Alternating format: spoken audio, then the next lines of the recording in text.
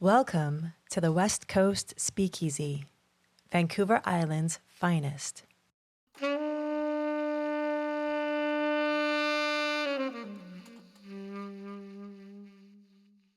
My most vivid and passionate one that I'm the most passionate about of those kinds of stories Yeah. is the story of Bill Miner. So Okay. Bill Miner was the only successful train robber in the history of Canada. Right. He robbed trains around Princeton Okay. from 1904 to 1907. He robbed three of them successfully and got caught on the fourth one. Right. And I have stories of like 20 different stories of people who knew him not as Bill Miner, but as Bill Edwards, the kindly prospector who was kind of fooling everyone that he was Bill Miner. Right. And the coolest part of his story was that he was fascinated with Robin Hood. His whole thing was, I'm going to rob from the rich Yeah. and I'm going to give to the poor. He built like skating rinks for children. Right. He like Wow. bailed widows out of their, debts so they could keep their properties. And Mhm. to hear stories about these people and get a sense of their character, I actually think it would make a really great kids book to, Mhm. another Robin Hood story from Yeah. Canada. Right. The Right. only problem is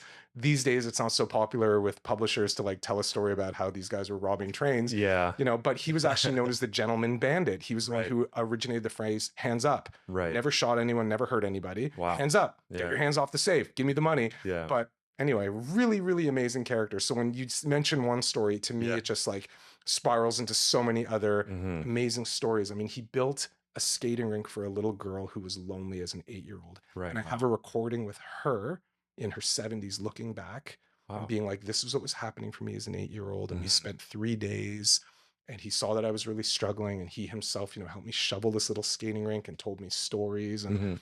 you know, it's very one-dimensional when you hear like, this person was a train robber. Right. But when you can get into stories, for example, Yeah. of this is who this person was, this is Mhm. what they were doing. Right. Because there's no context. Yeah, I mean, it's Yeah. like you just learn so much about what life was like. And again, Mhm. embedded in that narrative is like, Yeah. just like how open these areas were. There were Mhm. no other children for her to play with. She was lonely. She was like, I want to go skating. This Right. guy was like, well, I'll help you. Like, Yeah.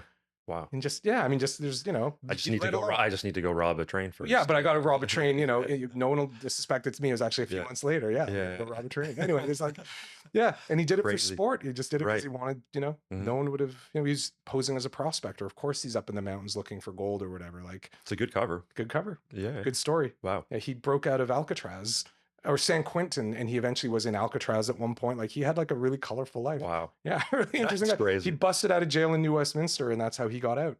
Right. Just busted out as like a 75-year-old guy after they arrested him. He just busted out and ended up dying in the States like 15 years later. Oh wow. You just fled to the Yeah, States. just got out. Yeah. Eventually, I think he lived in England for a little. Like, I mean, I don't know. These guys are colored. Like, there's a lot of interesting characters, is all I'm saying. Yeah. Definitely. Yeah.